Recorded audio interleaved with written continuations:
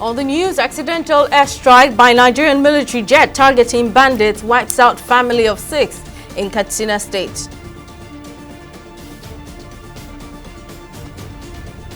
Lagos Assembly members pass vote of confidence in Miranda adjourns plenary indefinitely.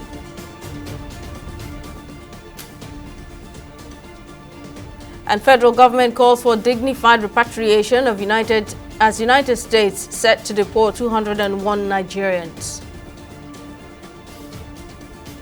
Many thanks for joining us on News Now on TV 360 Nigeria. I'm Simisola Atikun. At least 6 family members have been killed after a Nigeria Army jet mistakenly bombed a village while targeting armed gangs in Katsina State, northwest Nigeria. Local residents report that the incident took place on Saturday, February 15, in Zaka village, Safana district, when security operatives attempted to thwart an attack planned by bandits against voters in the aftermath of the local government elections. The airstrike reportedly came after armed bandits attacked a police base in the area and engaged the bandits in a fierce gun battle, killing 2 policemen and a vigilante, while another officer who sustained injuries later succumbed to death. The latest tragedy has sparked renewed concerns over the military's counter-insurgency operations and the safety of civilians caught in the crossfire. Lawmakers in the Lagos State House of Assembly have passed a vote of confidence in the Speaker of the House, Mojisola Miranda, following rumors of her possible resignation. The motion affirming the members' trust in Miranda was moved by the lawmaker representing Oshodi Solo Constituency 2, Oladipo Ajomale, during plenary in the Assembly Complex in Lagos on Monday, February 17, 2025, amid the leadership tussle between ousted Speaker Mudashiru Obasa and Miranda. During the session presided over by Miranda, the majority leader Temitope Adewale moved a motion to adjourn plenary indefinitely, which was unanimously approved by the House. The vote was cast despite the invasion of the Assembly earlier by the Department of State Security (DSS) and the Nigeria Police, sealing the offices of the Speaker, her deputy, and the Clerk of the House. Speaking during a plenary, the lawmaker representing Alimosho Constituency 2, Kehinde Joseph, called for the Director General of the DSS to be summoned by the National Assembly to explain the action, insisting they must be held accountable. I hereby call that the DG of the DSS should be called upon to explain to the House the reasons behind the invasion of the Lagos State House of Assembly. That he should please call his men to order that whatever collateral damages that might have happened should be recorded on them. That the governor of Lagos State, that I call on all our political leaders to stop these shenanigans before it leads to death of any members of the Lagos State House of Assembly, because the House has been desecrated and armed men to come to the chamber with weapons. That the governor of Lagos State, Mr. Babajide Olusola Sanwo-Olu, as the chief security officer of the state, should please come to our aid and set up a panel to unravel what led to the invasion. If there are issues, they should approach the leadership. If there are issues anywhere, they are procedures. We fought when we are in the university level that there must be democracy in this country. What we've seen today, I don't know what we are going to tell our children. That we have to force ourselves to our own chamber. And I knew that all our elders, or all our leaders that stood for democracy in this period will not be happy seeing what we saw today. This is not the first time they will remove a speaker. Doko Pelumi was removed in this house. Heaven does not fall. Honorable Uche Joshua was removed. Heaven does not fall. Just of recent, it happened in Ogun State. Heaven does not fall. Why is our role? We have done it with truthfulness and sincerity. We have no reason to turn back. Madam Speaker, we are totally with you. You go nowhere. Nobody's removing you. Joining me on the news to discuss the DSS invasion of the Lagos House of Assembly is legal practitioner Liboros Oshoma. Thank you for your time. Now, what do you make of the invasion by the DSS and the Nigeria Police, of the Lagos Assembly, sealing the offices of the House Speaker, her deputy, and the clerk? Well, of course, as you may be aware, the DSS has issued a statement saying it acted on the invitation of the State House of Assembly. But then the House has also issued a statement that even though it indeed asked the DSS for more security protection for the Assembly complex, it never asked the agency to seal off the place or offices of principal officers. Now, do you think this was a case of miscommunication, or there may have been more to it? Yeah, thank you. I do not think it's a case of miscommunication. I think there's more to it, really, because if you remember, this last time there was an invitation by the DSS to the members, some members of the State House of Assembly, and at the end of the day, we learned that some members of the House of Assembly were eventually, the news initially was that some were detained, and but at the end, eventually granted bail. And now, I've also seen the letter from the DSS claiming that they were invited to beef up security. But from the videos that you have shown so far and from what we have seen, that doesn't look like beefing up security. It looks like more like an invasion. So that's why I'm saying it is not a miscommunication, but certainly something that will call for further investigation. And like one of the honorable members have said also, this is not the first time that a speaker would be removed from the State House of Assembly in Lagos. Others have been removed and the heavens didn't fall. And so, if a speaker is removed, there are procedures, there are clear-cut procedures spelled out in the Constitution on how to ventilate. It is not by resorting to self-help and the former speaker insisting that is the speaker and wanting to come occupy office. And this is after submitting to the jurisdiction of the court. The impression is that some persons in Abuja are beating the drums for him. And I also think it is high time that the president and maybe his wife, or the names that they are dropping, should distance themselves from the shenanigans that is currently going on. Speakers have been removed before, and we've seen situations where speakers are removed and the court will overrule that removal, that the procedures were not followed, if procedures indeed were not followed. But even in cases where procedures, like in this case, I believe clearly that the procedures for removal of the speaker have been followed. And I'm also aware that parties have submitted to the jurisdiction of the court. So this attempt at wanting to resume office and wanting to, and then now calling for security in the first place, is something that the APC should not tolerate. Are we saying that the former speaker is above the law, that he cannot be invited by the DSS?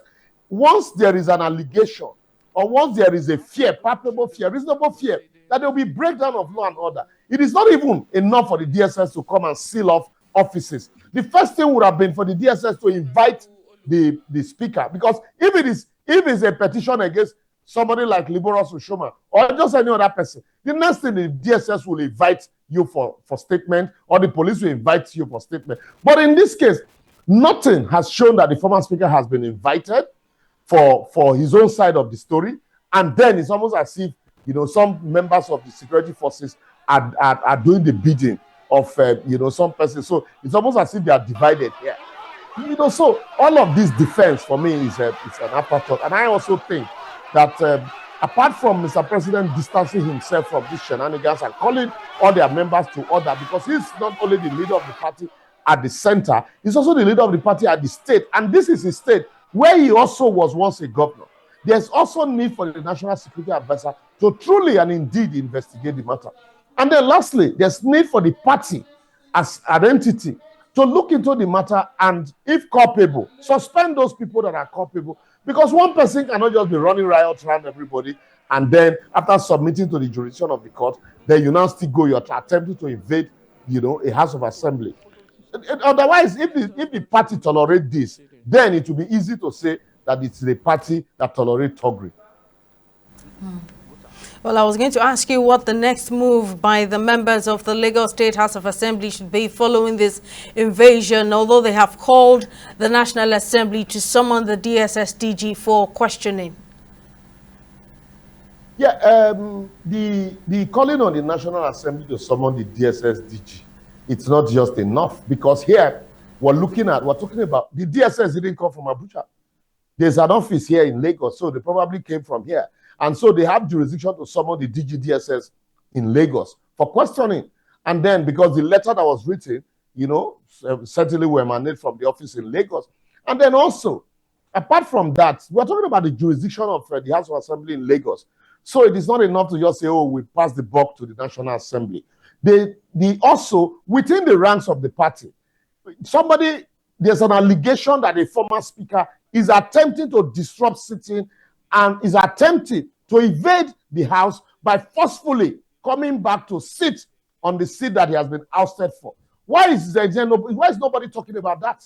Why are they not even talking about even the party inviting him for questioning? That's my challenge. It is not just enough to say, oh, police are the DSS.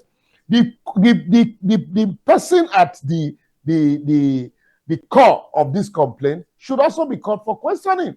And then the party should be disciplinary measures, you know, except you want to tell me that certain persons in Abuja are happy with what he's doing. Otherwise, if it were ordinary matters, the police will invite you for questioning, the DSS will invite you for questioning, the party will ask, you know, parties to come and make statement on why disciplinary measures should not be meted out to them, and so on and so forth.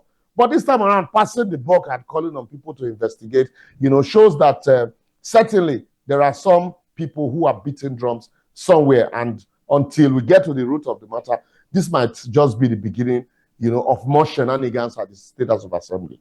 Oh, we're definitely waiting to see what happens in the coming days. Legal practitioner Legboros Oshoma, thank you very much for your contribution as always. We move to Osun State, where the reinstated chairman of the Irewole local government area, Remi Abbas, has been killed by hoodlums in the council secretariat in Ikire following violence in some local government. Several others were injured across local government areas as crisis rocked the state over the controversy surrounding the appeal court's judgment on sacked local government chairmen. According to witnesses, trouble began when rival groups of the All Progressives Congress and People's Democratic Party clashed. The crisis resulted in sporadic gunshots while passers-by scampered for safety. The police spokesperson in the state, Yemisi Okbalola, says operatives have been deployed to local councils across the state to maintain law and order.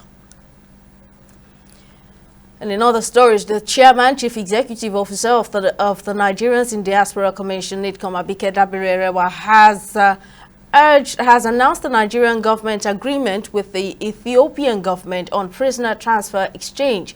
The NIDCOM boss made this known in Addis Ababa, Ethiopia, at a meeting with the executive members of the Nigerian community in Ethiopia on the sidelines of the 38th ordinary session of the Assembly of the African Union AU heads of state and government. According to her, other decisions will be made following further discussions between the Ethiopian government and Nigeria's Minister of Foreign Affairs. Other major concerns raised at the meeting is the Ethiopian government's cancellation of e-visa and visa on arrival options for Nigerian travelers, which officials say calls for diplomatic engagement. Under actually Ambassador Adeleke, who was at the scope, had been appealing to the Ethiopian authorities to release Nigerians in prison who didn't have, majority are drugs. 90% are, 99%, sorry, embassy, almost every, but there were a few that, were not drugs, maybe some had more cash than they should, and they were locked up. But they now gave an amnesty and released all the prisoners. But a few years back, they returned. So the plea for amnesty is not working anymore. But what is on the table now is this MOU for prisoner transfer exchange, which is between Nigeria and Ethiopia. A Nigerian who wants to travel from Nigeria to Ethiopia for personal reasons cannot. Because if you go to the embassy tells you need to make an application online, which of course is applicable to every other person. If you then submit an application online, I have intel from the immigration friends at the immigration office, they have been asked not to process requests from Nigerians. That application from Nigerians would never be processed. That means unless you are coming to resume work at the African Union, wherein of course the AU would then process your arrival document, any other person coming for conferences, I organize conferences almost every week. We suffer these problems. There is no way a Nigerian can get a tourist visa, visa on arrival, unless somebody does that through the African Union. This is very embarrassing because in the entire continent, only us and Egypt, because of course the diplomatic spat between Ethiopia and Egypt is understandable for us. We know why. The reason is so because of the negative publicity we get here. But even at that, there are a lot of Nigerians who come here for legitimate purposes. And the embarrassment we face at the airport or even trying to board to come here is unnecessary. In similar development, Nigeria's Minister of State for Foreign Affairs, Bianca Odumego Ojukwu, has urged the United States to adhere to established protocols when deporting immigrants from its territory. She made this appeal in a statement on Sunday in Abuja following a visit by the U.S. Ambassador to Nigeria, Richard Mills Jr., to the ministry. In a statement issued by her Special Assistant on Communication and New Media, Magnus Eze, the minister revealed that around 201 Nigerians are currently in U.S. immigration camps, with approximately 85 already cleared for deportation. She emphasized the need for the deported individuals to be treated with dignity and allowed to settle their affairs before returning. The minister also urged the U.S. government to reconsider suspending the drop-box visa policy, ensuring genuine travelers are not unduly burdened when applying for visas. The National Drug Law Enforcement Agency, NDLEA, has arrested several drug traffickers, dismantling a transporter drug syndicate that smuggled millions of naira worth of illicit drugs. The operation, led by the Directorate of Intelligence, involved extensive surveillance, leading to the seizure of drugs hidden in vehicles, packages, and even human carriers. NDLEA spokesperson Femi Babafemi confirmed the operations, revealing that the agency intercepted multiple consignments of drugs, including tramadol, methamphetamine, cannabis, and codeine-based syrup. TV360's Okwayemi Owosheni has more on the story. The first major arrest took place on January 27, 2025, when NDLEA operative intercepted a Sienna bus in Kefi, Nasarawa State, with two suspects, Zaradin Adamu and Abubakar Usman. Further search revealed 190,960 tramadol pills hidden in the vehicle. Investigation linked the consignment to Kingsley Umbaeri, who was arrested in Onitsha on January 29th.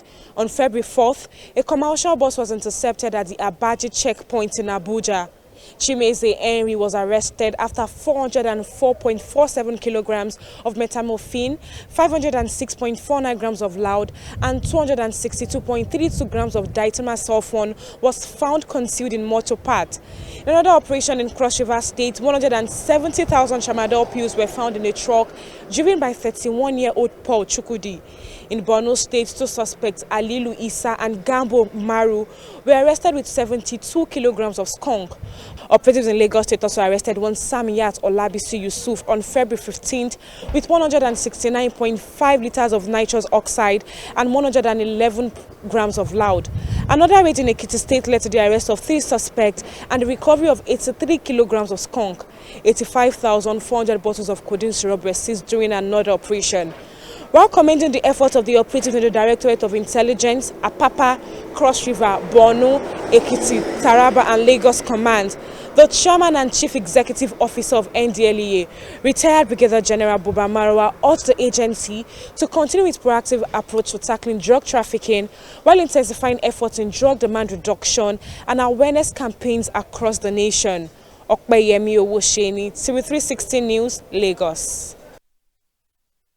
It's time for a short break. Still to come on News Now, African leaders push for unity at 38th AU Summit in Ethiopia's capital, Addis Ababa. Stay with us for details.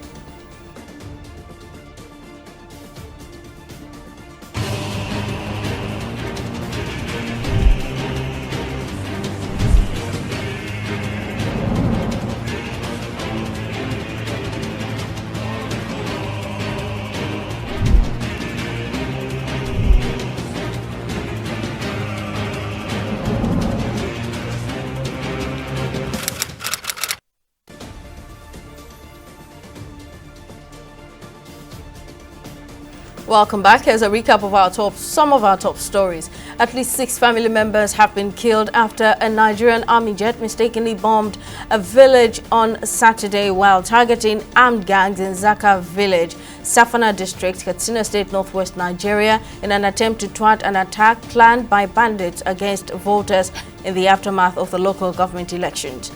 We also told you that lawmakers in the Lagos State House of Assembly have passed a vote of confidence in the Speaker of the House, Mojisola Meranda, following rumors of her possible resignation. The votes were cast despite the invasion of the Assembly earlier by the Department of State Services DSS and the Nigeria Police, sealing the offices of the Speaker, her deputy, and the Clerk of the House. In case you missed any of our news bulletins, or for more updates, you can catch us on Limex World TV and AVO TV, or log on to our website on www.tv360nigeria.com. You can also follow us on our social media platforms on Twitter, Instagram, and YouTube at TV360 Nigeria, or download our mobile app on Google Play Store, Huawei App Gallery, and Apple Store, on Facebook, or at TV360 Online.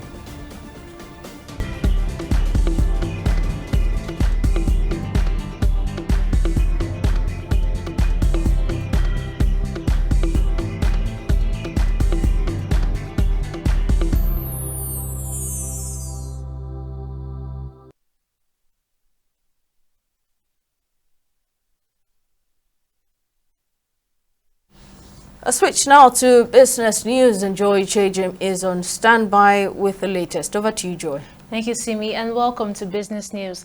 President Bola Tinubu has announced the creation of an Africa-led credit rating agency aimed at reducing the global bias in assessing African economies. Speaking on the sidelines of the 38th African Union Summit in Addis Ababa, Ethiopia, Tinubu highlighted the importance of having an independent, African-controlled agency that would provide more accurate and fair assessments of the continent's economic performance. According to him, the new rating agency will offer more tailored and nuanced credit ratings that consider the specific economic context of African countries to foster greater investment, improve trade relations, and promote more sustainable economic growth across the continent. We'll go on a short break now. I'll be back with stock market reports.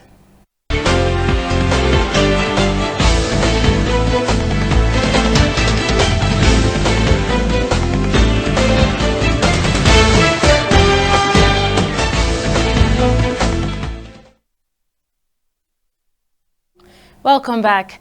Nigeria's stock market kicked off the week on a downward note, shedding 0.11% by the close of trading on Monday, February 17th. Investors remained cautious, shifting their focus to the anticipated inflation report and the potential outcomes of the upcoming Monetary Policy Committee meeting. Leading decliners was Ikeja Hotel, which saw its share price drop by 10% to close at 12 Naira 60 kobo per share, followed closely by Learn Africa. Now, despite the dip, trading activity remained robust with a total of 511 million shares exchanged in 17,095 deals, amounting to a market value of 12 billion naira on the Nigerian Stock Exchange. Now, globally, however, major indices painted a brighter picture. The UK's FTSE and Japan's Nikkei both closed in positive territory as political leaders in the region called for an emergency summit to address the escalating Ukraine crisis. Notably, the US Dow Jones remained inactive during Monday's trading session, and in the foreign exchange market, the US dollar traded at 1,516 naira on the black market, while the British pound and euro exchanged at 1,917 naira and 1,590 naira respectively. And that's Noble Business and Stock Market Updates. Back to you, Simi, for the rest of the news. Thank you very much, Joy. And on the foreign scene, African leaders have called for the rectification of historical injustices, including colonialism and the transatlantic slave trade. Speaking at the 38th Ordinary Session of the African Union AU Summit, Ethiopia's Prime Minister Abiy Ahmed highlighted the importance of economic integration and self-reliance to reduce Africa's dependency on external powers. On his part, the United Nations Secretary General Antonio Guterres emphasized the need for reparations through financial compensation, restitution of cultural artifacts, and policy reforms. Most importantly, the call for reparations requires not just words, but concrete actions to affirm the equal worth of every human being. Excellencies, ladies and gentlemen, to achieve lasting peace, justice, and prosperity, we must rise above the geopolitical tensions and the historical divisions imposed upon us by colonial borders. By fostering solidarity among all of our nations and embracing a shared destiny, we can pool our resources and talents to unlock our continent's full potential. Africa's cultural, ethnic, and linguistic diversity is a source of pride and strength upon which we must build inclusive governance and equitable development. Decolonization alone in itself was not a panacea. Political independence did not free countries from structures based on exploitation and decades of economic, social, and institutional underinvestment. It is high time for reparatory justice frameworks to be put in place. Second, Africa was under colonial domination when today's multilateral system was created, and that injustice endures. Look no further than the United Nations Security Council. There is no excuse that Africa still lacks permanent representation in the 21st century. I will keep working with the African Union and all member states to ensure the representation Africa needs and the justice you deserve, including with 2 permanent members of the Security Council. Finally, on sport, defending champions Enugu Rangers have bounced into reckoning as title contenders of the Nigeria Football Premier League after their 2-1 defeat of front-runners Remo Stars of Ikenne. This win avenged a similar defeat suffered by Rangers in Ikenne last September. The result also ended Remo Stars' impressive 77-day unbeaten streak, during which they had won 7 of their 8 matches. A national record holder in the men's 400-meter hurdles and Paris 2024 Olympic semi-finalist Ezekiel Nathaniel has run the fastest 400 meters in the world this year on Friday, when he produced a stunning 44.92 seconds to win his 400 meters hit at the Jarvis Scott Invite at the Sports Performance Center, Lubbock, Texas, United States. In just his second race of the season, he also became the first African man to run sub-45 seconds indoors in history, as well as in the NCAA in 2025. Meanwhile, the 21-year-old also ran a jaw-dropping anchor for Baylor University in the men's 400 meters, producing 44.37 seconds as they finished in second place behind Texas Tech by just milliseconds. And that's it on News Now. Thank you very much for watching. We'll see you again next time.